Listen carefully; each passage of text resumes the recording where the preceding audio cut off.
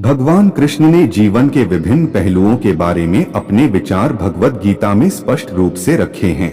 जब हम यह प्रश्न पूछते हैं कि अच्छे लोगों के साथ बुरा क्यों होता है, तो इसका उत्तर हमें जीवन की गहरी समझ और कर्म सिद्धांत में मिलता है। भगवान कृष्ण ने कर्म, धर्म और मोक्ष के बारे में जो ज्ञान दिया, वह इस प्रश्न का सही उत्तर देने में मदद करता है। कृष्ण के अनुसार जीवन में जो कुछ भी घटित होता है, वह हमारे कर्मों का परिणाम होता है। हम सभी कर्म करते हैं और उन कर्मों का फल हमें इस जीवन में या अगले जन्म में अवश्य मिलता है। यह जरूरी नहीं कि जो बुरा अभी घट रहा है वह इस जन्म के कर्मों का परिणाम हो, यह पिछले जन्म के कर्मों का भी फल हो सकता है। इस सिद्धांत को समझना बेहद जरूरी है, क्योंकि इससे यह स्पष्ट होता है कि अच्छे लोगों के साथ बुरा इसलिए नहीं होता क्योंकि वे कुछ गलत कर रहे होते हैं, बल्कि यह उनके पिछले कर्मों का परिणाम हो सकता है।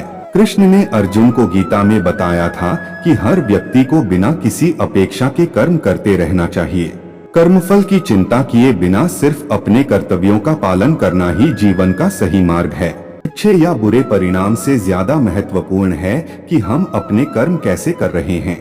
भगवान कृष्ण यह भी सिखाते हैं कि संसार में अच्छे और बुरे की जो हमारी मान्यताएं हैं, वे अक्सर आंशिक होती हैं। हम चीजों को सीमित दृष्टिकोण से देखते हैं और उसके आधार पर उनका मूल्यांकन करते हैं। कई बार जो हमें बुरा लगता है वह वास्तव में हमारी भलाई के लिए हो सकता है। उदाहरण के लिए, कभी कभी मुश्किलें या संकट हमें जीवन में कुछ महत्वपूर्ण सिखाते हैं या हमारे व्यक्तित्व को निखारते हैं। कृष्ण के अनुसार हमें जीवन की चुनौतियों को एक अवसर के रूप में देखना चाहिए, जिससे हम अधिक ज्ञानवान और परिपक्व हो सकें। कृष्ण के उपदेशों में यह भी आता है कि संसार में जो कुछ भी होता है वह भगवान की लीला का हिस्सा है। हम अपने सीमित दृष्टिकोण से ईश्वर की योजनाओं को पूरी तरह समझ नहीं सकते। ईश्वर का न्याय कर्मों पर आधारित होता है, लेकिन उसका समय और तरीका हमारी समझ से परे हो सकता है। कई बार ऐसा लगता है कि अच्छा व्यक्ति कष्ट उठा रहा है जबकि बुरा व्यक्ति सुखी है, लेकिन कृष्ण बताते हैं कि हर व्यक्ति को उसके कर्मों का फल अवश्य मिलेगा, चाहे वह आज हो या आने वाले भविष्य में। कृष्ण का यह भी कहना है कि जीवन में धैर्य रखना बहुत जरूरी है।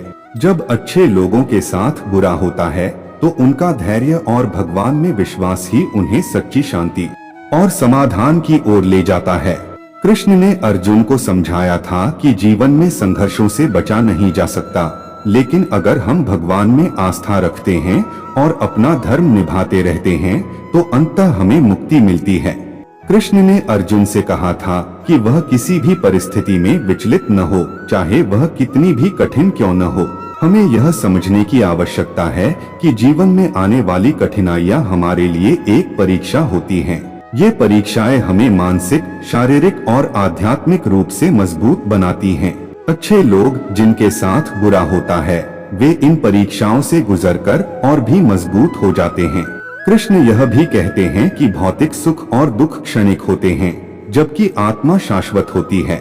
जब हम केवल भौतिक जीवन के नजरिए से देखते हैं तो हमें अच्छे लोगों के साथ बुरा होना अनुचित लगता है, लेकिन कृष्ण के अनुसार आत्मा का वास्तविक उद्देश्य मोक्ष प्राप्त करना है और इस दिशा में जो कुछ भी होता है वह आत्मा की प्रगति के लिए आवश्यक होता है। भले ही हमें यह समझ में न आए, लेकिन जो कठिनाइयां हमें झेलनी पड़ती हैं, वे आत्मा की शुद्धि और आध्यात्मिक विकास के लिए महत्वपूर्ण होती हैं। कृष्ण ने निष्काम कर्मयोग की शिक्षा दी, जिसका अर्थ है बिना फल की इच्छा के अपने कर्तव्यों का पालन करना। अच्छे लोग यदि इसी मार्ग पर चलते हैं तो उन्हें किसी भी परिस्थिति में कष्ट नहीं होता, क्योंकि वे अपने कर्मों के परिणाम की चिंता छोड़ चुके होते हैं। जब हम अपने जीवन में सभी घटनाओं को भगवान की इच्छा मानकर स्वीकार करते हैं, तब हमें सुख और दुख दोनों समान लगने लगते हैं। यह स्थिति हमें आंतरिक शांति और संतोष की ओर ले जाती है। भगवान कृष्ण के उपदेशों के अनुसार अच्छे लोगों के साथ बुरा होना संसार के कर्म सिद्धांत, ईश्वर की लीला और आत्मा की प्रगति का हिस्सा है। हमें यह समझने की आवश्यकता है कि जीवन की कठिनाइयां अस्थायी हैं और वे हमें कुछ महत्वपूर्ण सिखाने या हमारी आत्मा को शुद्ध करने के लिए आती हैं। कृष्ण यह सिखाते हैं कि हमें धैर्य रखना चाहिए, अपने कर्मों का पालन करना चाहिए और भगवान पर विश्वास रखना चाहिए।